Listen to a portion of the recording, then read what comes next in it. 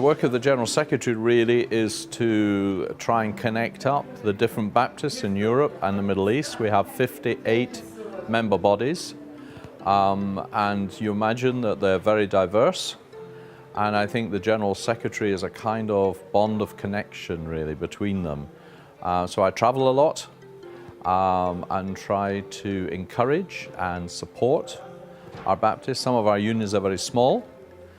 Some of them are facing great difficulties. They're in places of conflict and even war at the moment, say in the Middle East. And some face problems with their religious freedom, and that's one thing we try to do as European Baptist Federation. Brother Tony, are you hungry? Yes, I said, using an English expression, I could eat a horse. There was a silence. And then I tasted the delights of the horse meat salad put before me. I think probably overall the biggest challenge is to listen to what God is saying to us today, which may be a bit different from yesterday and probably different from tomorrow.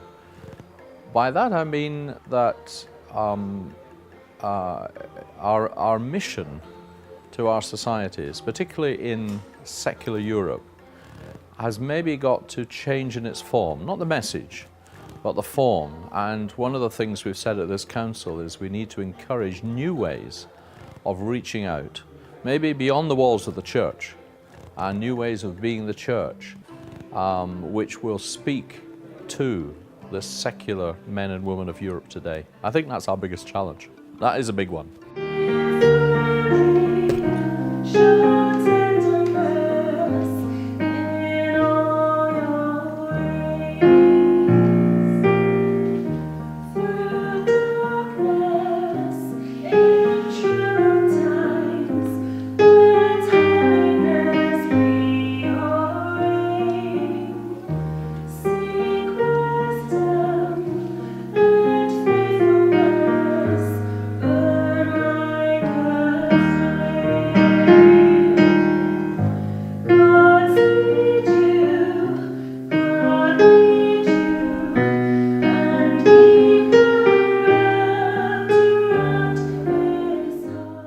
Came to the British Baptists is actually learning how to speak into a very multicultural society.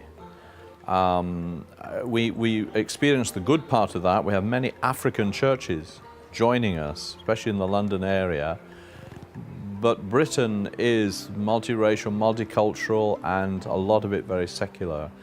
And we have some very good examples of new ways of being the church, which we are encouraging. And my own union has a program to encourage what they call pioneers, missionary pioneers, those who will go to the frontiers of mission, even in Britain, not just in other places in the world.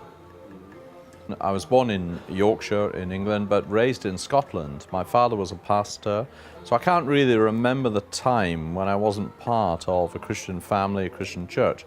But I made my Christian commitment through an organization called Scripture Union, which operates internationally but had a strong work in Scotland, and used to organize boys' camps in the summer.